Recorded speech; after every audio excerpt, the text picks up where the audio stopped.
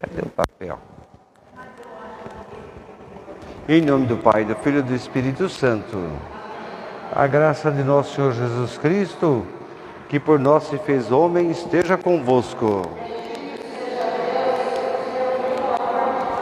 Roguemos o perdão e a absolvição dos nossos pecados.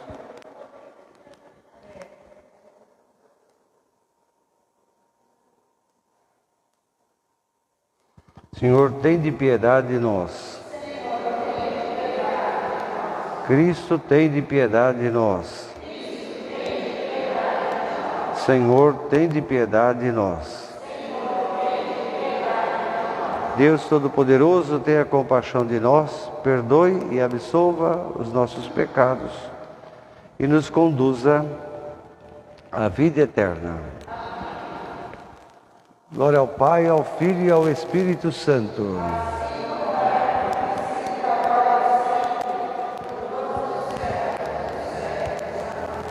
Oremos. Ó Deus, rico em misericórdia, quisestes colocar o Papa São João Paulo II à frente da vossa Igreja, concedei-nos que, instruídos por seus ensinamentos, possamos abrir confiantemente os nossos corações à graça salvífica do único Redentor do gênero humano, Jesus Cristo. Ele que é Deus e convosco vive e reina na unidade do Espírito Santo por todos os séculos dos séculos. Excepcionalmente, glória a Deus nas alturas. Senhor Deus, Rei do céu, Deus Pai Todo-Poderoso, nós vos louvamos, nós vos bendizemos, nós vos glorificamos, nós vos damos graças por vossa imensa glória. Filho unigênito, Senhor Deus, Cordeiro de Deus, vós que tirais o pecado do mundo, vós que tirais o pecado do mundo, vós que estáis à direita do Pai, tende piedade de nós. Só vós sois o Santo, só vós o Altíssimo, Espírito Santo. Vamos sentar, vamos ouvir o texto do profeta Isaías, capítulo 45. É o terceiro Isaías, né?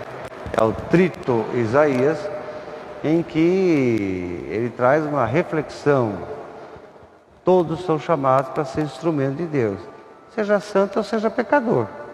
Isso é uma profecia e um ministério duro de entender, né? Difícil. Vamos lá, vamos, coragem. Eu só não consigo, que era essa. De ouro, já foi potente,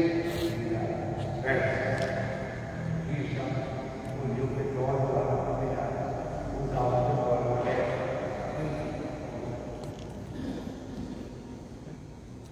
Leitura do livro do profeta Isaías. Isto diz o Senhor sobre Ciro, seu ungido: tomei pela mão para submeter os povos ao seu domínio, dobrar o orgulho dos reis, abrir todas as portas à sua marcha, e para não deixar trancar os portões, por causa do meu servo Jacó e de meu eleito Israel. Chamei-te pelo nome, reservei-te e não me reconheceste. Eu sou o Senhor, não existe outro, fora de mim não há Deus. Amar-te, guerreiro, sem me conheceres, para que todos saibam do Oriente ao Ocidente, que fora de mim outro não existe. Eu sou o Senhor, não há outro. Palavra do Senhor. Graças a Deus.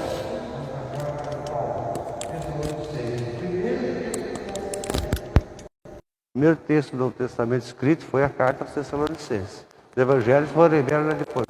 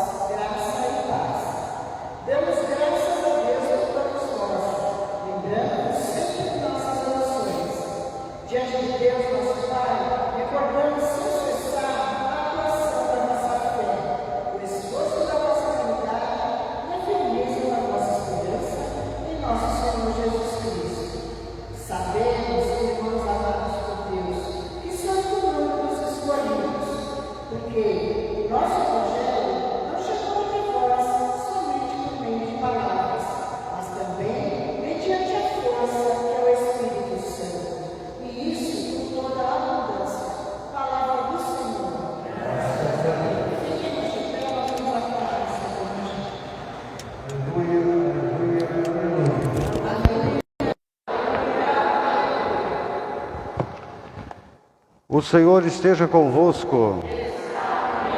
Proclamação do Evangelho de Nosso Senhor Jesus Cristo segundo São Mateus.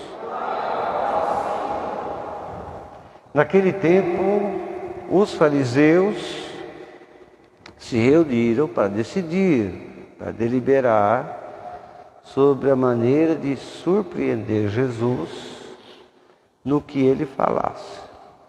Enviaram-lhe alguns dos seus discípulos, os fariseus, juntamente com os herodianos, e disseram-lhe: Mestre, olha a falsidade, Mestre, sabemos que é sincero e que ensina, segundo a verdade, o caminho de Deus, sem te deixares influenciar por ninguém. Pois o Senhor não faz acepção de pessoas. Diga-nos o que o Senhor acha, o teu parecer. É lícito ou não pagar tributo a César? Jesus, conhecendo a malícia dessa gente, respondeu: Por que é que vocês estão me tentando, seus hipócritas, gente falsa? Mostra-me a moeda do tributo. Eles apresentaram-lhe então um denário. E Jesus perguntou: de quem é essa cara aqui que está na moeda? E esses cristãos aqui? Eles responderam: essa cara é de César. Disse Jesus: então, dai a César o que é de César e a Deus o que é de Deus. Palavra da salvação. Podemos sentar. O evangelho de hoje é complicadíssimo, complexo demais. Como estamos fazendo todo domingo, refletindo alguns pensamentos a partir dos textos biográficos de São Francisco e também dos próprios escritos, de São Francisco de Assis.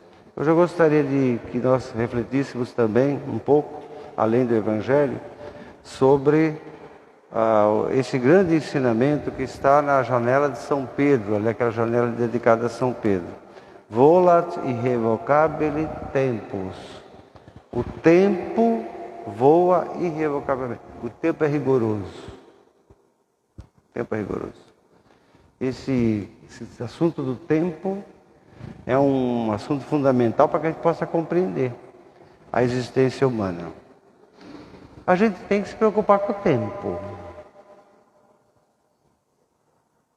Você não sabe quanto tempo Você vai viver, você não sabe quanto tempo. O que vai acontecer com você daqui a meia hora, você não sabe. A gente tem que se preocupar com o tempo. O tempo é muito importante. O tempo ele sempre foi representado nas culturas. A representação mais antiga do tempo é do menino que tem asa e sai voando com um relógio na mão, um relógio grande na mão. Os gregos chamavam, o tempo era uma divindade, o tempo era um deus para os gregos, que eles chamavam de Cronos. É o tempo que regula o ser humano, Cronos. Por isso você tem a palavra cronômetro, né? É o nosso tempo, nós temos relógio, né? Marca o nosso tempo. Os gregos era Cronos, os romanos, na mitologia romana era Saturno, né? Nós somos displicentes com o tempo. Somos displicentes com o tempo. E parece que o tempo que Deus nos dá é uma coisa insuportável. Eu só quero lembrar de mais uma representação famosa do tempo. Vou perguntar para essa moça, que certamente ela deve saber. Tem uma outra representação do tempo muito famosa. No livro de Lewis Carroll, Alice no País das Maravilhas, como é que o tempo é representado ali? Você lembra de Alice no País das Maravilhas? Como é que o tempo é representado? Gente, qualquer criancinha de 10 anos sabe. Você não lembra? É o coelho. É um coelho correndo com o relógio, correndo, estou atrasado, já coelho. Que tem todo o significado também, né? Essa questão. O tempo. A Alice também se preocupa com o tempo. O livro inteiro. São ensinamentos infantis, mas que tem uma carga cultural muito grande, que por isso ele tem que saber interpretar, né? O significado de tudo aquilo. Você sabe que a Alice, para entrar no País das Maravilhas, ela não dá para ela entrar, porque a porta que tem é desse tamanhozinho, né? A porta, né? O senhor é professor, não é? O senhor sabe disso. A porta é desse tamanhozinho. Então a Alice ela tem que diminuir para ela poder passar na porta. E ela vai fica pequena e cresce, fica pequena e cresce. É um tal de cresce, que é toda uma questão também simbólica, né? Sobre a vida da gente, né? A gente quer voltar a ser criança, a gente quer ser adulto, são essas vontades nossas que a gente tem, né? De voltar a ser criança, ter esse saudosismo, né? A gente vive, a dona Guilmar viveu 94 anos, ainda bem que morreu de Alzheimer, porque olha, a minha mãe tem 88, não tem o Alzheimer, mas minha mãe vive falando lá do tempo, quando eu era pequena, não sei o quê, aquela vontade de voltar para lá, né? A vontade, né? O Alzheimer é uma doença séria, mas tem essa coisa você esquece as coisas, né? Você vai esquecendo certas coisas. Então, nesse livro infantil, Alice no País das Maravilhas, o tempo é representado. E ela segue o coelho, né? A Alice, ela corre atrás do coelho. Estou atrasado. Tem vários personagens nesse episódio que vale a pena reler, é uma beleza aquilo. Mas nunca se esqueça que ali é uma história infantil, mas que tem por detrás essa carga cultural, né? O pensamento humano, né? Você sabe que esse livro foi inspirado numa menina real, uma menina verdadeira. Alice no País das Maravilhas, né? Que conversava com o autor lá, contava umas coisas para o autor. A gente é displicente com o tempo, essa é a verdade. Para nós viver é insuportável. Viver demais é insuportável. Parece um peso. Parece que viver é um peso. Como você está? Vivendo. Assim, vivendo. Aquela voz assim sombria, né? Estou vivendo. Não fala assim, estou vivendo, graças a Deus. Vai começar, estou vivendo. A gente é meio assim, nessa imagem que eu sei. E São Francisco tinha esse assunto nas suas catequeses, nos seus escritos. Tomás de Celano falou muito também sobre isso. Aliás, Tomás de Celano é impressionante, despertíssimo. Escreveu a biografia oficial de São Francisco. E ele divide a biografia de São Francisco assim: vida 1, vida 2, vida 3. Ele divide a biografia pelo tempo da vida, né? Então o tempo é muito fundamental na nossa vida. São Francisco tinha a conversão dele aconteceu numa missa. Ele, depois de tantas coisas que ele viveu, a mãe católica, o pai católico, mas aqueles pais horrorosos, né? Deus me livre. O pai amava também, mas amava daquele jeito que vocês sabem, né? Sem muito afeto, né? Acordou para a fé e para Jesus Cristo, depois de experiências horrorosas que ele viveu, de guerra, doença, etc. Quase morreu. E ele sempre ia na missa, lógico, desde criança. A mãe era francesa, né? Mas ele ia na missa. Mas ele despertou mesmo depois de tudo que ele passou. Miséria, viu a guerra, viu a fome, viu a calamidade humana, a doença. Ele veio, voltou doente, muito doente, vocês sabem disso. Por um fio não morreu, né? Quase endoideceu, né? Quase endoideceu, é comum. O seu Tomás de Celano fala que ele acordava de noite, saía pela janela, subia no telhado, ficava andando em cima do telhado, umas coisas malucas, né? Meio fora de sintonia, etc. Mas ele, quando vai numa missa, quando ele vai numa missa, ele escuta a pregação, escuta o Evangelho de Mateus, capítulo 25, sobre o juízo final, sobre vamos chamar assim, o sermão do fim do mundo, que a teologia bíblica chama de sermão escatológico, né? Vamos ser mais simples, né? Sermão do fim do mundo, onde Jesus diz que ele vai morrer, vai ressuscitar e vai viver na igreja e vai viver junto aos mais pobres e fracos. Esse vai ser o julgamento. E por isso que Jesus tem aquela sentença famosa: tudo que vocês fizeram aos mais pobres, aos mais fracos, foi a mim que vocês fizeram. E tem a sentença dos que vão para o inferno também. Tudo que vocês não fizeram aos mais pobres, aos mais fracos, foi a mim que vocês deixaram de fazer. Essas são sentenças, uma que salvadora e uma condenadora, uma que condena. São Francisco de Assis, ficou doido com isso. E a primeira coisa, o tempo. Quanto tempo eu perdi na minha vida? Na cabeça dele. Quanto tempo eu perdi na minha vida? Meu Deus do céu, se o juízo final, o julgamento final dos vivos e dos mortos será desse jeito, ele pensava no tempo. Quanto tempo eu abandonei os pobres? Quanto tempo eu ridicularizava os pobres? Quanto tempo eu não fiquei do lado dos pobres? Ele desperta, ele acorda. E ele é tão radical, né? Vocês sabem que depois disso tudo, depois da missa, ele arranca a roupa.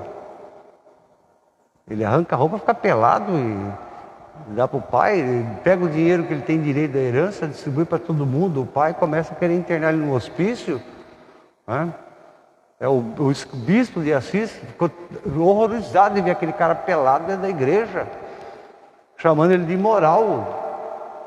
Imagina, né? Então, que hipocrisia, né? De imoral. O bispo tira aquela capa, aquelas coisas medievais lá que eles usavam assim, botou nele. E São Francisco de Assis então percebe que ele tem que ele tem que usar o tempo que lhe resta. Ele não sabe quanto tempo ele vai viver. E ninguém sabe, graças a Deus. Ainda bem que nós não sabemos. Graças a Deus. Porque a gente tem que viver na autenticidade da fé, com a consciência da fé. Não por causa disso ou por causa daquilo. E ainda bem, eu não sei o dia que a minha mãe vai morrer. Ela vai morrer uma hora, ela tem 88 anos. Eu não sei o dia que ela vai morrer.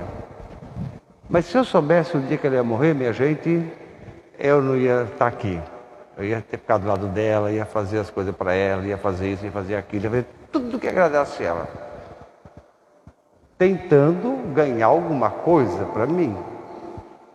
Lógico. Então, Deus é bom. E o ensinamento de São Francisco é esse, aproveitar o tempo, carpe diem, né? Horácio, que é usado num filme. Carpe diem, um professor que questiona tudo, a estrutura do mundo e fala para os alunos, eles são jovens, carpe diem, aproveite o dia. É um poema antigo, de Horácio, lá atrás, do mundo grego, na Grécia antiga. Carpe diem, aproveita o dia. Ele fala do tempo. Como é que você usa o seu tempo? O que você faz no seu tempo? Mas as grandes reflexões sobre o tempo estão nas culturas, mas também estão na Bíblia. Talvez a reflexão mais bonita seja aquela do capítulo 3º do livro do Eclesiastes, que fala sobre o tempo. Há um tempo para tudo na vida. Aí ele cita um monte de coisas, uma lista enorme. Tempo de nascer, tempo de morrer, tempo de plantar, tempo de colher, tempo disso, tempo de fazer paz, tempo de lutar, de ir para a guerra. Ele vai fazendo toda uma listagem ali. Que em alguma delas a gente se encaixa ali. A gente tem essa concepção. É o Coelê, o Eclesiastes, que os evangélicos tiraram da Bíblia deles, né? Não tem na Bíblia dos evangélicos, não tem esse livro. Acho que por motivos óbvios. É um livro que abala você, que toca na ferida da existência humana, né? É um livro que fala assim, você tem certeza mesmo de tudo? Tenho. Não é bem assim. É um livro que fala, que questiona certezas.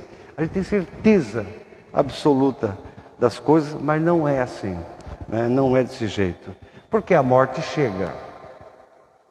Essa é a referência. Já falamos sobre esse ensinamento de São Francisco no domingo passado, se eu não me engano, sobre a questão da morte, né?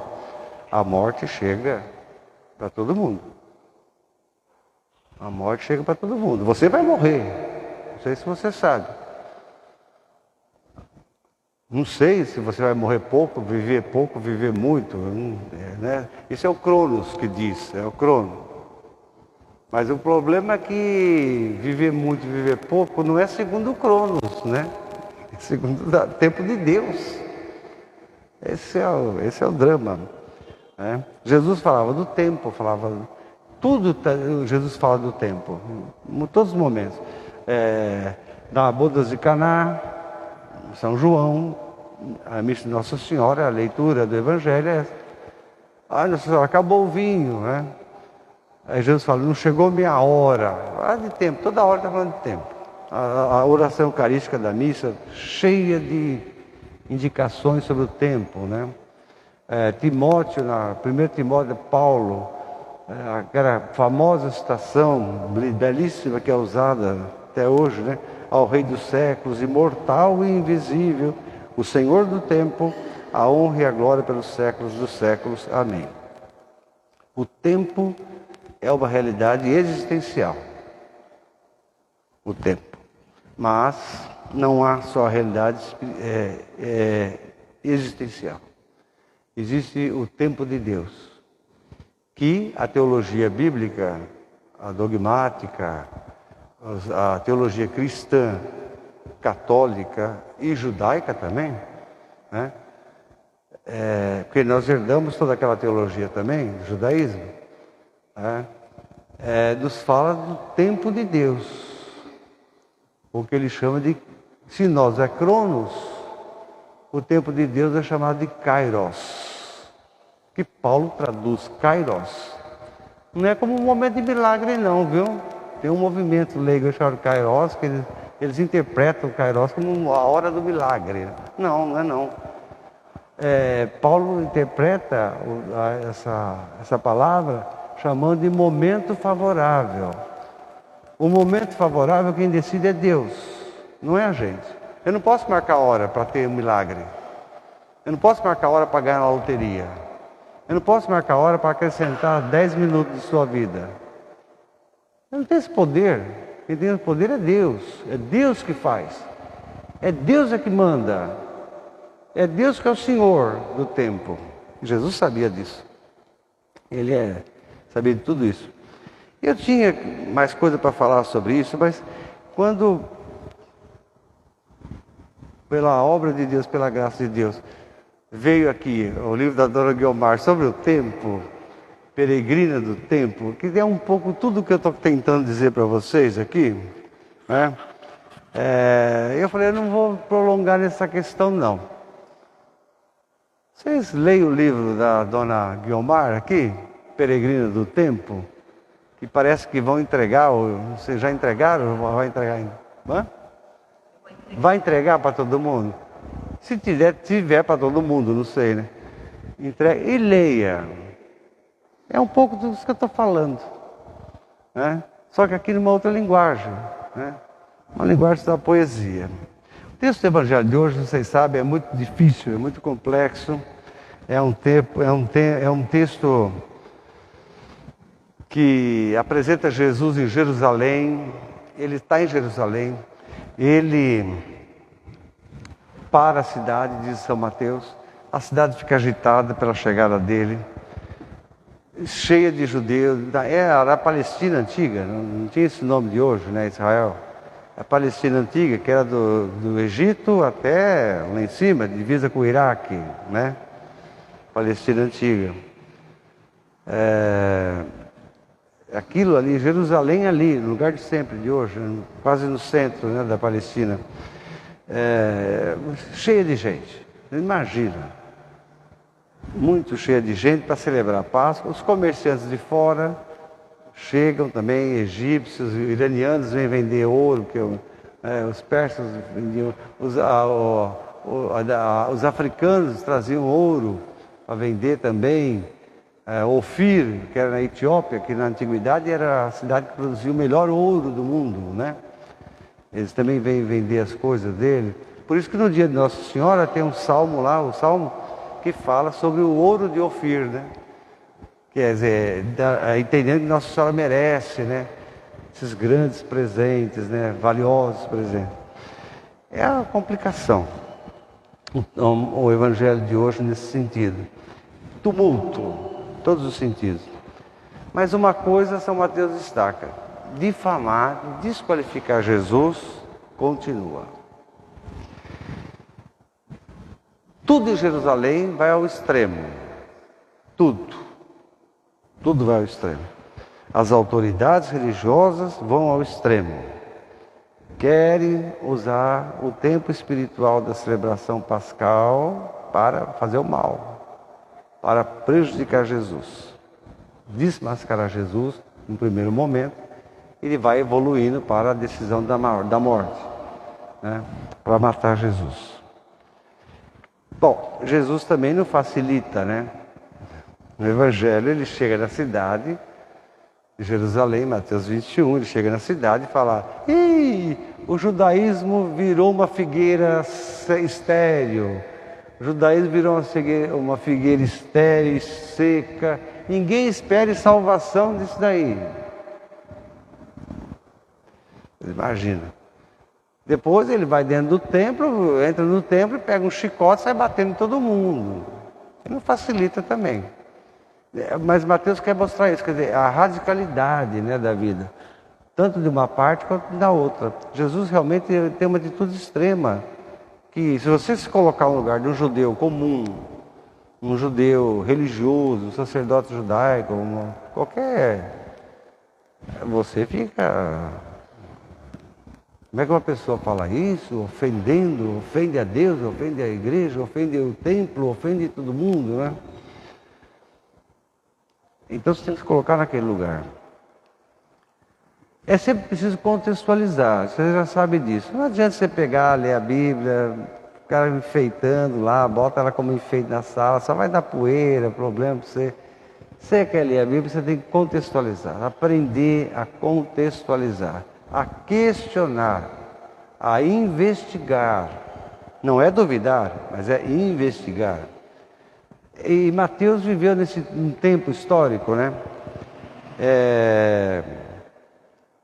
Onde ele escreveu o seu evangelho. Uns falam que escreveu na Galiléia, outros falam que escreveu na Alexandria. Também não importa onde foi também que ele escreveu. O fato é que o evangelho está aqui, né? Não tem grande importância isso, né? Mas o Mateus junta tudo. A convivência dele com Jesus, a convivência com os apóstolos, com os discípulos, a experiência dele depois da ressurreição, né? A decisão de sair, formar a comunidade, que é certo, ele formou uma comunidade em Alexandria, no Egito. Então, toda essa andança dele, tudo isso vai somando, né, a reflexão dele como evangelho, como boa nova. E ele vai descobrindo, né, lógico, que Jesus é a boa nova. Jesus, evangelho, a palavra de Deus não é um livro, a palavra de Deus é a pessoa. É Jesus. Ele é cristológico, né, profundamente, né, como a gente tem que ser, na verdade, né? A gente tem que ser assim. Ele escreve num tempo, alguns dizem 81, outros falam 96 depois de Cristo, mas tudo bem, não interessa também isso.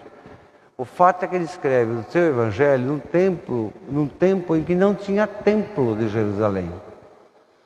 O templo de Jerusalém foi destruído no ano 70 depois de Cristo. Jesus tinha falado, vai ficar pedra sobre pedra, hein?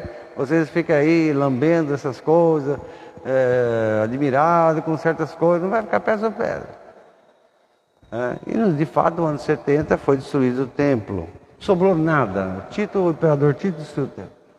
Sobrou nada, sobrou só um pedaço de um muro, que está lá em Jerusalém, que os judeus acreditam que é o muro original, fazia parte, né, da estrutura do templo, por isso que aquilo ali é sagrado. Aquilo ali é mais sagrado que sacrário, né, para o judeu. É por isso que ele reza no muro. Ele vai lá no muro e fica rezando, rezando. As intenções dele ele coloca no papelzinho, enfia lá dentro da fresta, né? O que sobrou foi aquilo, segundo a cultura judaica e palestina, né? Sobrou foi isso, né? Então, você falar de Jesus, você falar do Evangelho, onde aqueles judeus que estão na comunidade dele não têm referência mais do templo, é complicado. Porque o templo que mandou fazer foi Deus. Davi queria fazer, mas pecou tanto aquele homem que não deu certo. Aí o filho bastardo, ilegítimo, do adúltero, o filho adúltero, né? Salomão resolveu falar, eu vou pegar essa empreitada, etc. Mas é Deus que mandou fazer. E do jeito que ele queria. Deus mandou a planta com os destaques, com todas aquelas coisas que ele queria. Foi ele que mandou fazer aquilo. Porque o templo é um sinal. O templo. É muito difícil você viver uma fé sem um sinal. Um sinal visível. Sinal visível. É muito difícil você sustentar. Por isso tem que ter o sinal. Então, a pequena comunidade, o barraquinho onde se reúne, na Amazônia, aqueles lugares lá, meio de sítio, etc., em Rondônia, aquele lugar faz um calor danado, aquele insuportável, onde você se reúne para rezar a missa, o povo se reúne para fazer catequese. Tem que ter um lugar, tem que ter um sinal. A fé é mais do que o lugar, mas nós sabemos que o sinal e a fé, ele tem uma importância. O Vaticano, não sei o quê, todo mundo fala do Vaticano, e eu tenho certeza. O Bento XVI, o João Paulo II, mesmo o Papa Francisco, tenho certeza que se um terrorista falar assim, amanhã, tal hora, nós vamos jogar uma bomba atômica no Vaticano. Ele iria responder assim: ó, o senhor dá um tempo para elas tirar as pessoas daqui, depois o senhor manda a brasa. Por quê? Porque a fé, ela resiste a tantas coisas. O próprio Papa João Paulo II, que hoje é dia dele, viveu, vocês sabem, debaixo de um regime nazista. Como é que o cara foi seminarista no regime? Como é que a pessoa é seminarista no regime nazista? Como é que uma ordem religiosa funciona debaixo de um regime ditatorial nazista? Não pode, não tem, é proibido. Hitler era muito bondoso com os católicos na Alemanha. Mas fora da Alemanha, aquilo ali era um capeta. Era proibido igreja, proibido rezar, era proibido tudo isso. Toda a formação do seminário do João Paulo II foi escondido. Como a gente sabe. Ele criou aquela coisa de ser ator, etc. Que era um disfarce, na verdade, aquilo lá, né? Para poder sobreviver, etc. Então, o fato é que a gente precisa realmente do templo, do sinal. Aqui, Mateus não tem mais isso. Os judeus não têm mais isso. O que isso cria? Vazio. Você cria um vazio espiritual, você cria uma crise, né, de identidade. Está tendo esse conflito lá no Oriente, que começou somente, né, do Oriente. Existe uma leitura espiritual daquilo. O que nós fazemos, todo mundo acha, é a leitura racional. Morre 2.200 aqui, morre 800 ali, esse daqui jogou tantos foguetes para cá, esse daqui jogou tantos foguetes para lá, aqui morreu não sei o quê, esse sequestrou tanto, o outro sequestrou tanto. A gente faz uma leitura racional. E a leitura espiritual? Que negócio é esse? Por que Deus permite a guerra? Porque é Ele que permite. Não sei se vocês sabem, Ele que permite. Mas por quê? O que Ele está querendo dizer? O que Ele está querendo falar? Ele salva os palestinos? Salva os judeus? Como é que é isso? Ou não, salva os dois? E como é que entende isso? Como é que a gente compreende isso? Os judeus, os israelenses, têm motivos espirituais históricos para destruir os palestinos. Que era, a faixa de Gaza era onde morava os filisteus. Aquele Sansão venceu lá, aquele cabra, aquele soldado. Foi lá em casa, né? Então, há motivos espirituais do judaísmo para os muçulmanos. E há motivos dos muçulmanos para o judaísmo. Motivos racionais que eu estou falando. Agora, como é que se faz essa espiritualidade, essa leitura espiritual? Eu vou dizer uma coisa para vocês. Já vi também isso. Eu tenho um padre meu que estuda em Tel Aviv. Estuda a Bíblia em Tel Aviv. Ele tem a minha idade, eu acho. Uma palestina se apaixonar por um judeu é normal. Um judeu se apaixonar por uma palestina, ou uma palestina por uma outra judia, ou um palestino por um outro judeu, é uma coisa tão comum. Agora você fica pensando, como é que eles lidam com esse negócio? Porque os conflitos não estão na base da população. Os conflitos estão nos poderosos. Está nesse Netanyahu do capeta, está naquele outro de Gaza lá, nesse movimento que não é um único, né? O Hamas, o Hezbollah, o Talibã, é tudo a mesma coisa. Está nessa gente. Quer dizer, o que nós sabemos é o quê? Nós sabemos dos poderosos. E não conseguimos entender como espiritualmente um judeu se apaixona por uma palestina. E uma palestina se apaixona por um judeu, como é que convive? Vocês estão entendendo? Essa mensagem a gente não compreende. Somos muito iluministas, muito racionalistas. A gente não percebe a manipulação também. A manipulação da guerra. Guerra dá dinheiro, vocês sabem disso, né? Guerra dá muito dinheiro. Tráfico de armas é uma beleza, né? Mostra as coisas ridículas, né? Os Estados Unidos perdem um tempão, o Biden perde um tempão para ir lá em Jerusalém conversar sobre ajuda humanitária e manda 20 caminhão para Gaza. 20 caminhão para Gaza, meu filho, não serve para nada aquilo ali. Não é para nada. Quando teve outro conflito no passado, na década de 60, era mais de 200 caminhões por dia que tinham que chegar para ajudar, tanto lá quanto cá. Então você vê uma potência como os Estados Unidos, brincando, zombando, isso é zombação, junto com aquele capetão que está lá, com perdão da palavra, que é um rabino, mas tudo bem, quem governa Israel são os padres, né? São rabinos, né? Enfim, a gente fica nessa superficialidade, né? Mas a leitura espiritual você tem que fazer. Existe, mas o Papa Francisco é muito importante, é interessantíssimo.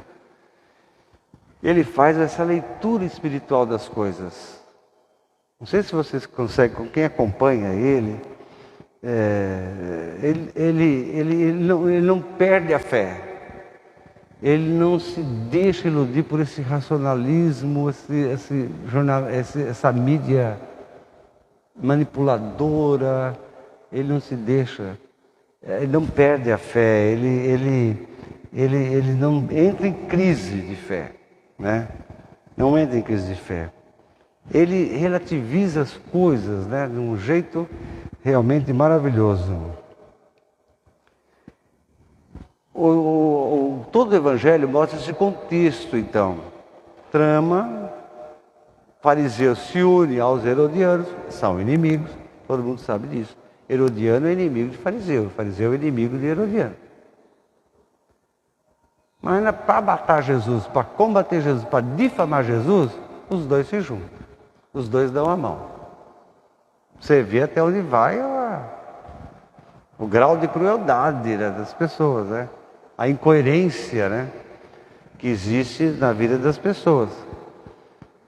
E eles colocam o assunto para acabar mesmo, de vez, que é sobre o imposto, né? É lícito ou não pagar imposto a César? Eles começam com aquela falsidade toda, mas depois eles chegam na questão. É lícito ou não pagar imposto a César? Essa é a pergunta. É uma maldade implícita, gigantesca. Eles querem provocar uma situação, diga aí, assim ou não? Querem provocar uma situação onde Jesus seja acusado ou pelas autoridades ou pelo povo, né? Porque o Império Romano, nós não existiríamos sem o Império Romano. O mundo de hoje não existiria sem o Império Romano. O mundo de hoje não existiria sem o Império Romano e sem a igreja. Se não existisse a igreja, não existisse o Império Romano, nem sei onde nasceríamos. Porque o Império Romano deu grandes contribuições. Saneamento básico, canalização de água, construir casa, asfaltar rua, pedágio nas estradas. Eles inventaram tudo isso. Grandes coisas que a gente usa no dia a dia foram tecnologia do Império Romano. Com o objetivo de saúde melhor. Você beber uma água limpa é uma beleza. Você beber uma água poluída é morte, né? Todas umas questões que nós vivemos hoje, graças a ele. E a igreja também. A igreja deu uma grande contribuição, né, para a história da humanidade. Então, o que eles colocam para Jesus é uma questão realmente difícil. Como responder sim ou não? Né? Se responder sim, o povo vai lá, porque ninguém gosta de pagar imposto. Ninguém gosta. É claro, você saneia água potável, a torneira dentro da pia lá, Tudo Império Romano. Asfalto, casa melhor, casa construída, etc, direitinho, de alvenaria. Asfalto, né? Eu falo asfalto, mas era aquelas pedronas, etc. Né? Asfalto e tantas outras coisas. Se você tem que pagar por isso. Não tem jeito, você tem que pagar por isso. Você quer ter água em casa, tem que pagar. Quer ter energia elétrica em casa, tem que pagar. Tudo você vai pagar. Você consome, você tem que pagar. É assim, e é certo. Não é errado não. É desse jeito. Então, o povo odiava que o César cobrasse ao absurdo do imposto. A reforma tributária do Brasil está para sair, vocês vão ver só o que vai acontecer. Que é uma reforma que vem lá de trás, lá não sei de onde.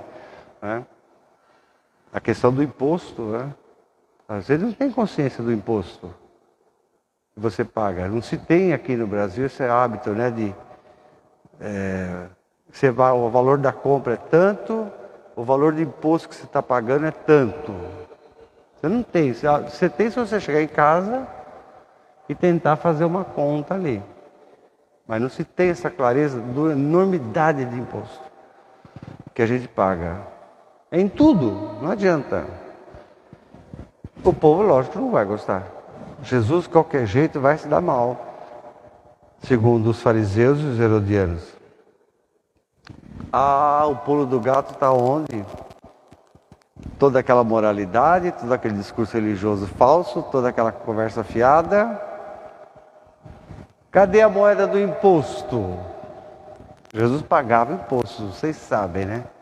Jesus não era uma pessoa conflituosa, mas ele sabia, ele pagava imposto, ele pagava dízimo, ele pagava tudo, ele era... Cadê a moeda do imposto? O idiota do fariseu bota a mão no bolso, que não podia o cara andar com aquilo lá. Ele bota a mão no bolso e mostra a moeda. Quem é esse fulano? É sério. Então... E está escrito aquela coisa linda, né? César, filho de Deus, legítimo filho de Deus. É o sumo pontífice, o César. Filho de Deus. Latino. Lindo.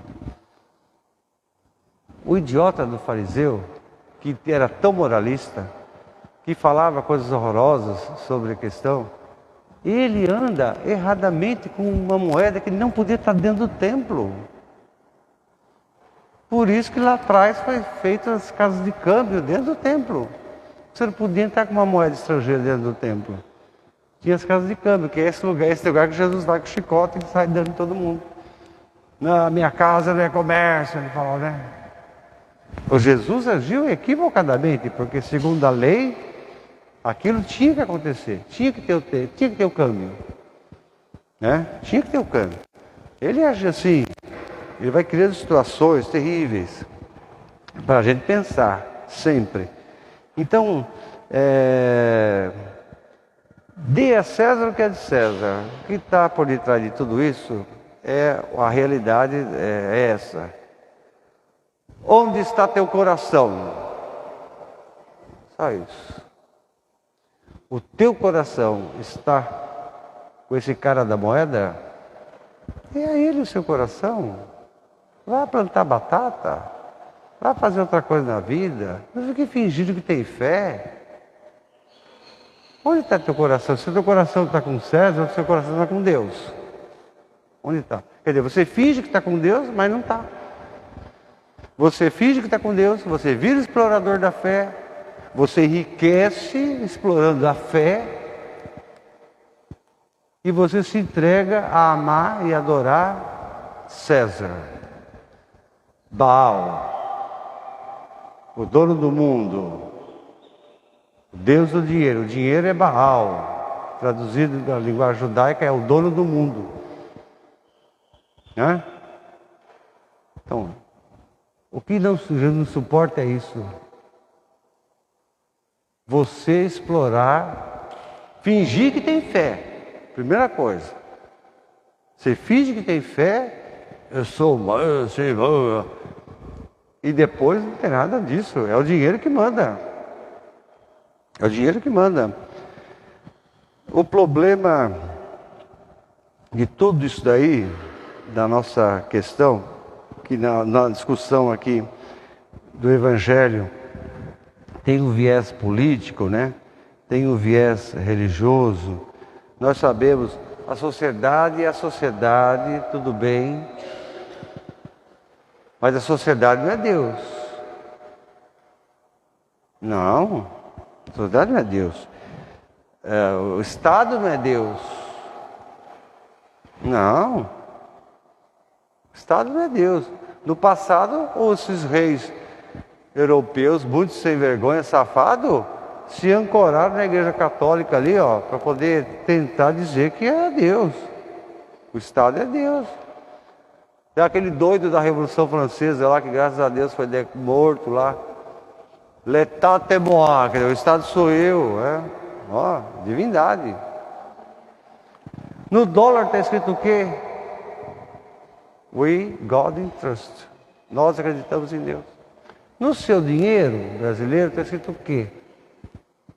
Você já olhou no seu dinheiro? Na sua nota de R$100, R$200, você já olhou?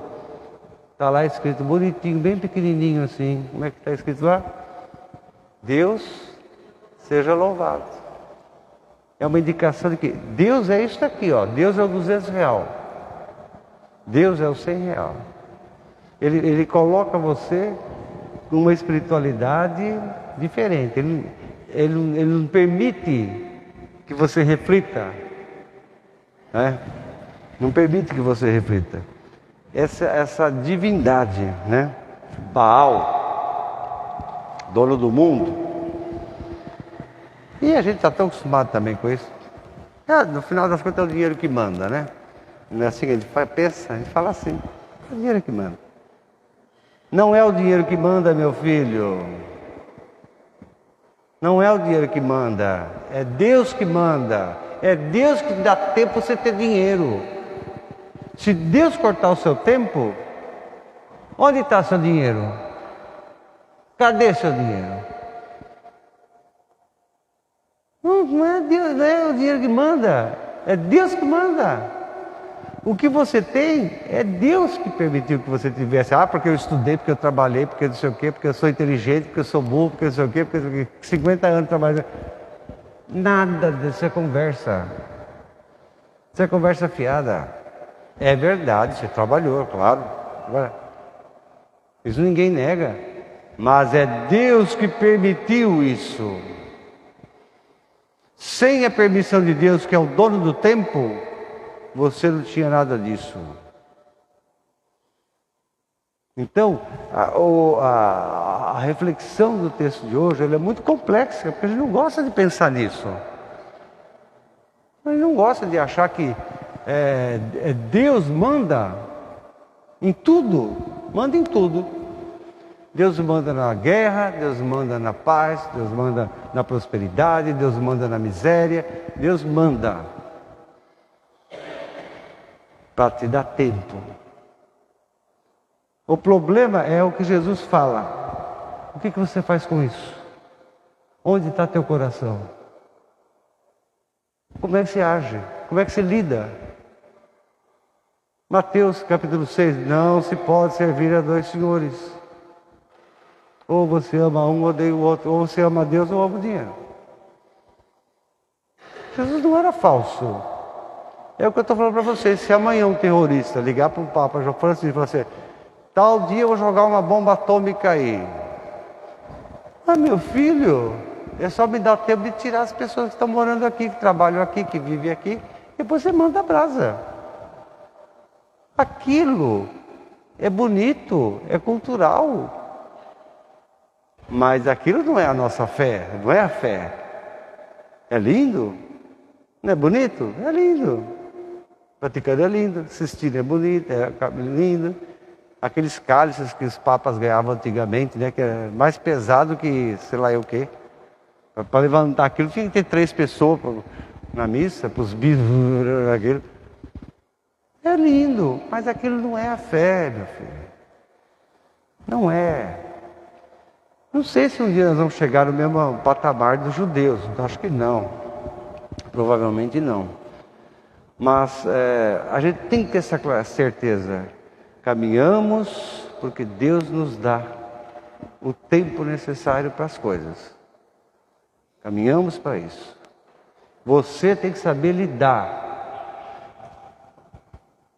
Quando estava tempo da pandemia lá, aquela coisa séria, quantas vezes eu perguntei aqui na igreja, você quando vai tirar o seu dinheiro do banco lá, você chega no banco, toma o seu cartão, você bota o cartão lá naquela maquininha, né?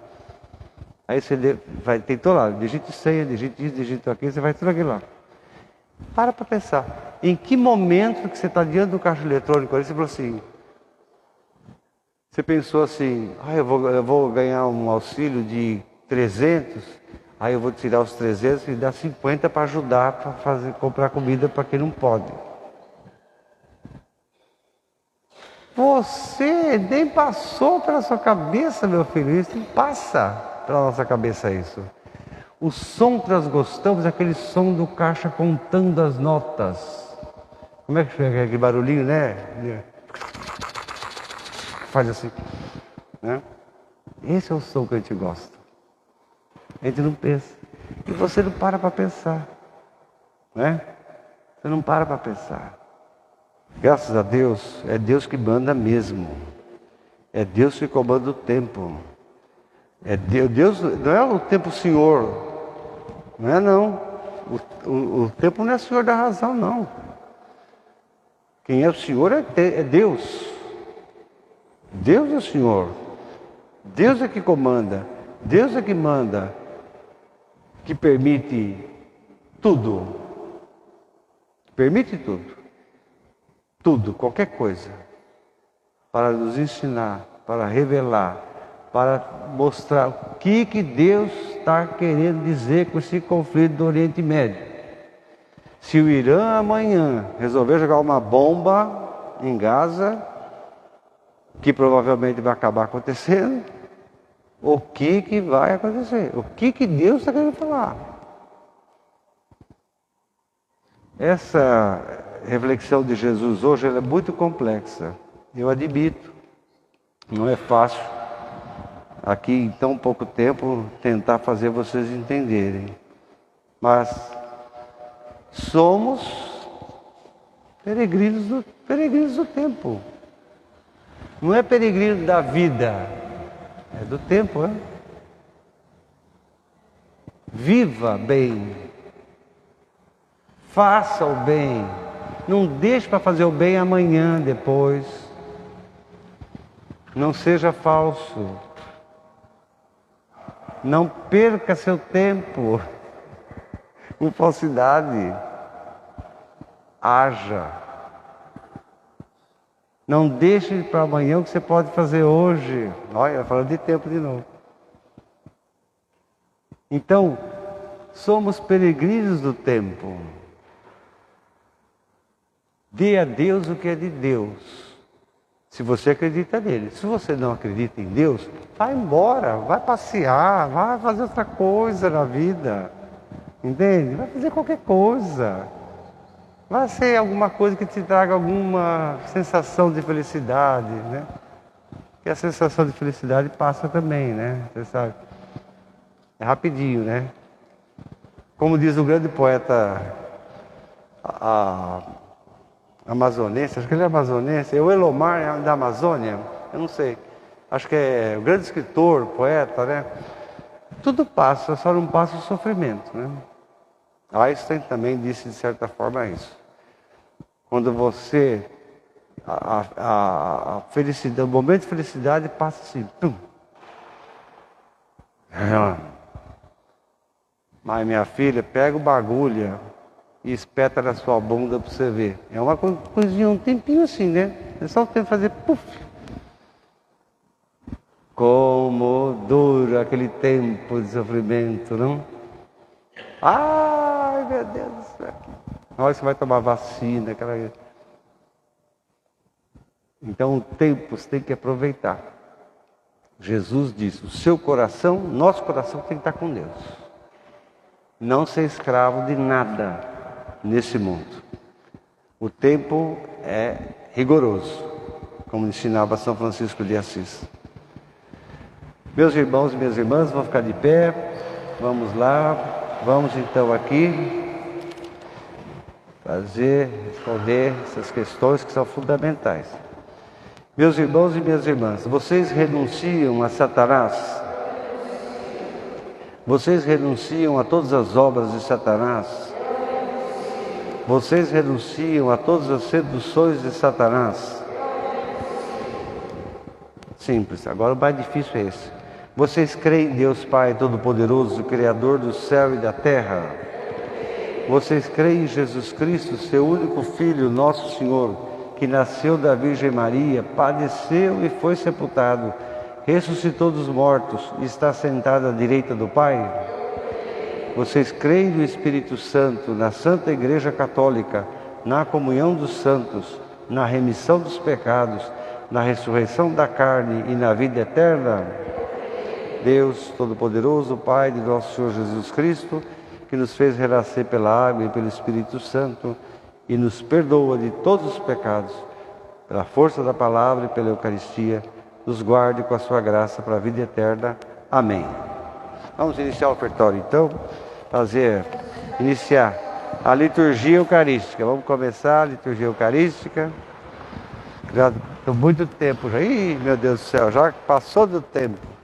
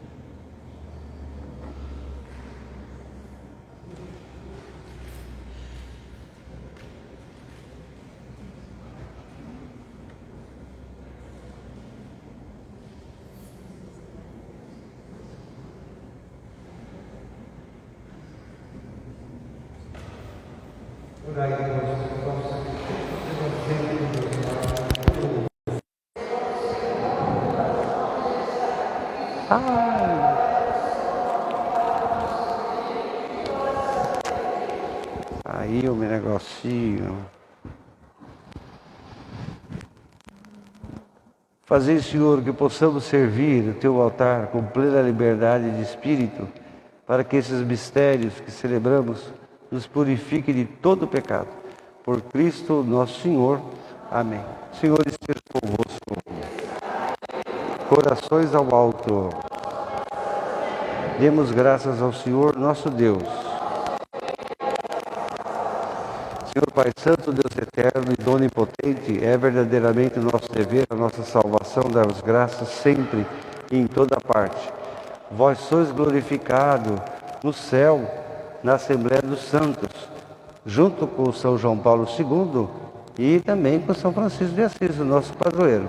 E o Senhor, quando elogia, quando coroa os méritos dessas pessoas, o Senhor, na verdade, coroa e fala dos seus próprios dons que o Senhor deu a eles. Na vida dessas pessoas, Deus nos dá o exemplo. Na comunhão com eles, Deus nos faz se sentir a mesma família.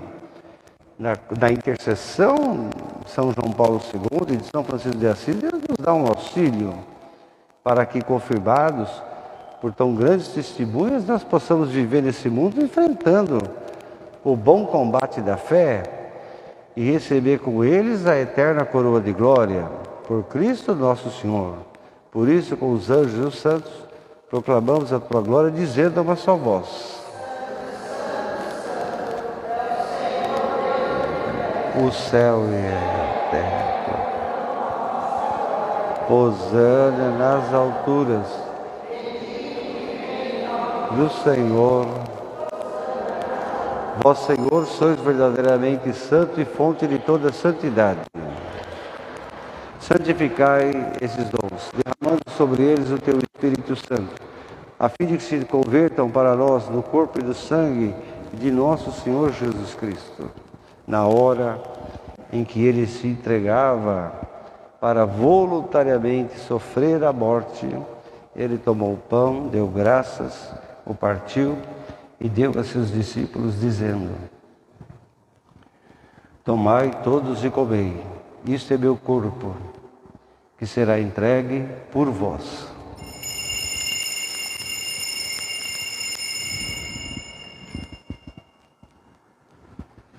De igual modo, no fim da ceia, tomou o cálice, dando graças, deu a seus discípulos, dizendo: tomai todos e comei, e bebei.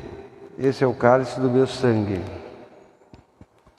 o sangue da nova e da eterna aliança, que será derramado por vós e por todos, para a remissão dos pecados.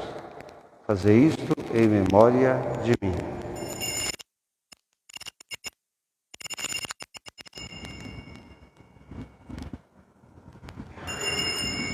Mistério da fé eucarística para que o mundo todo seja salvo.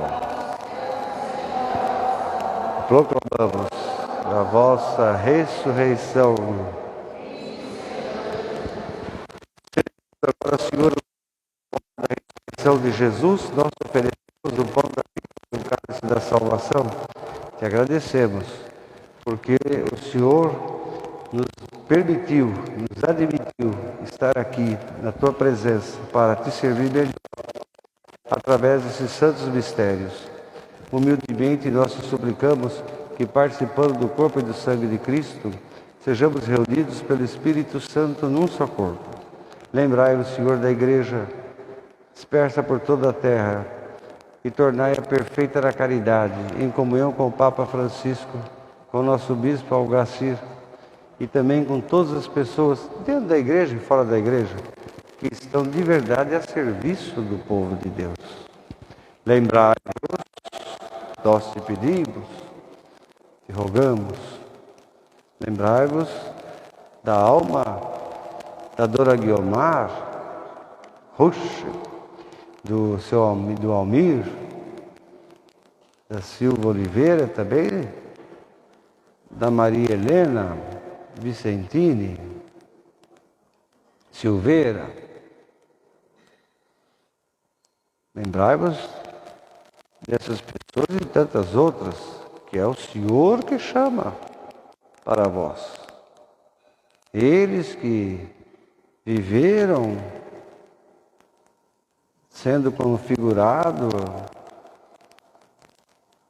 pela morte e pela ressurreição de Jesus, ó Pai, que eles também recebam, que eles também com Cristo façam parte da ressurreição, que Jesus e a Nossa Senhora acolha, receba, abrace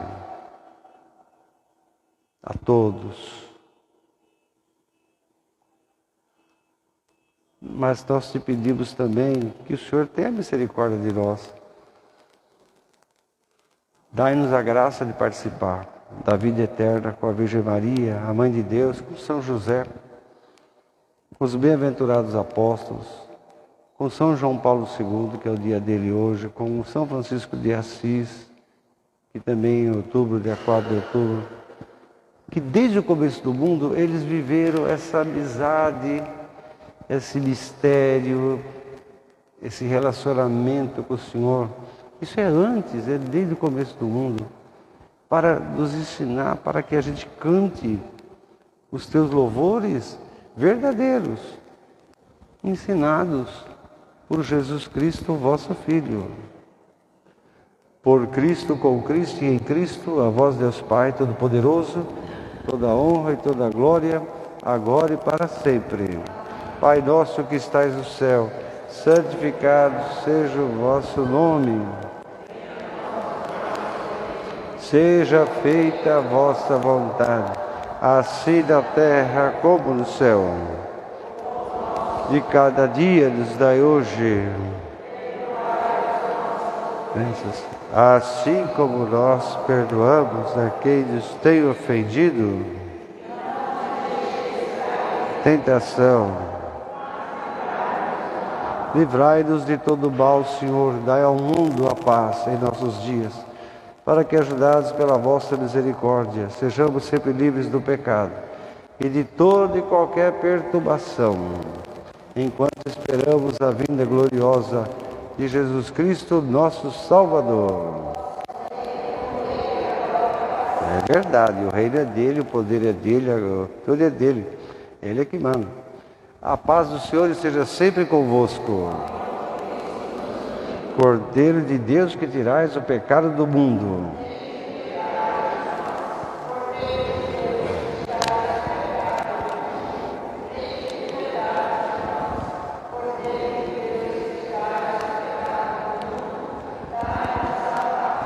Felizes somos nós, chamados, convidados para participar da Eucaristia, da ceia do Senhor.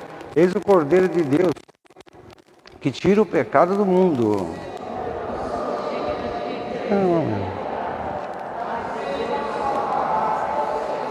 Corpo e sangue de Cristo nos guarde para a vida eterna.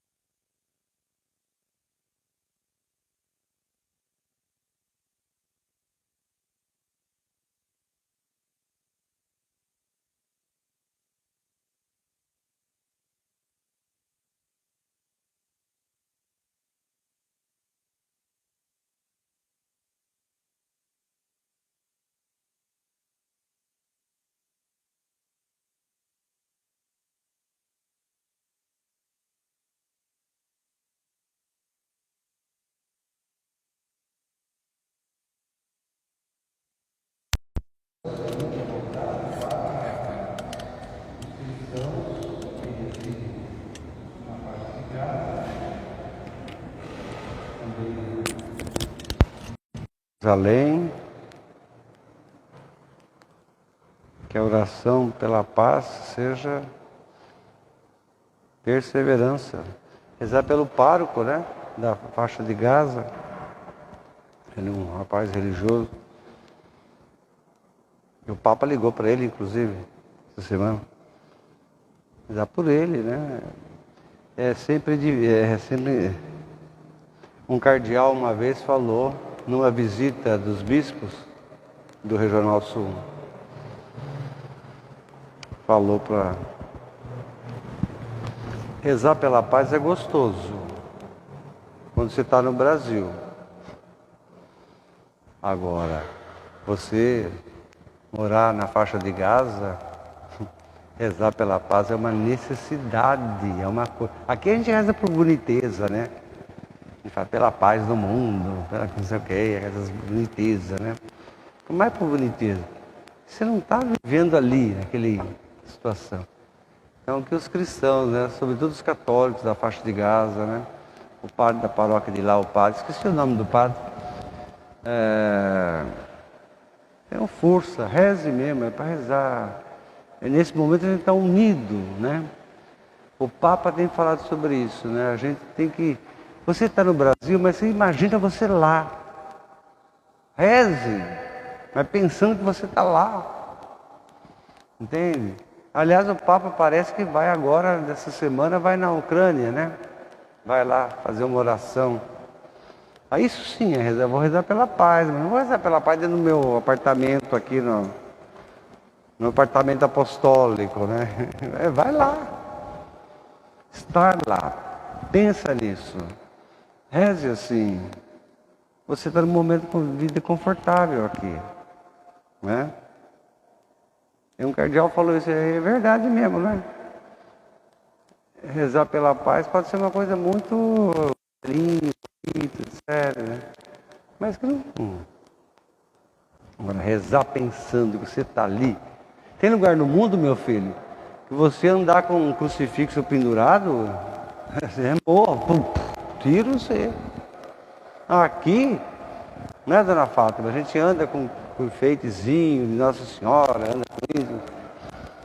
Agora, você está no lugar onde você corre risco de vida, se você manifestar publicamente sua fé, é outra coisa.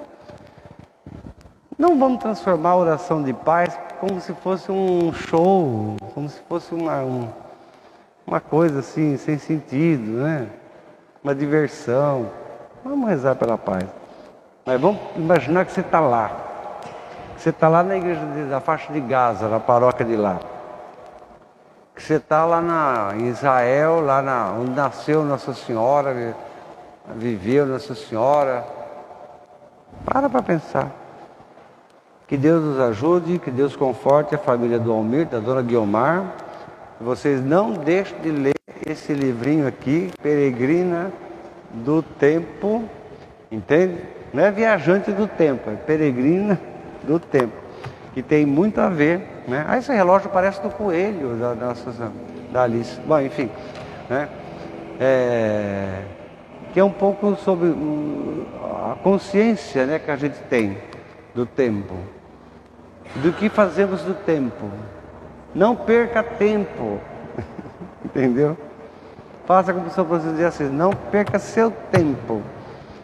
Faça o bem hoje. Seja um cara decente, uma pessoa decente, cristão de verdade, católico de verdade.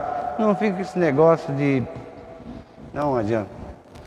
Resolve nada. Oremos. Opa, vamos lá. Finalmente, hein?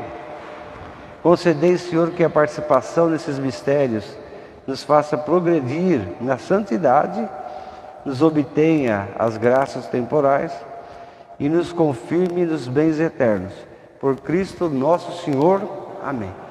Quem vai distribuir o livro? Já tem que ir lá para a porta. Quem vai distribuir o livro? Vai lá para a porta, vai agora. Pode ir que a bênção chega de você, não se preocupe. Se você ficar na porta agora, o povo não vai pegar o livro. Eles vão correndo para o mercado, correndo não sei para onde. O Senhor esteja convosco. Abençoe-vos o Deus Todo-Poderoso, o Pai, o Filho e o Espírito Santo. Ide em paz, que o Senhor acompanhe vocês hoje e sempre. Coragem para todo mundo, bom domingo, boa jornada para todos.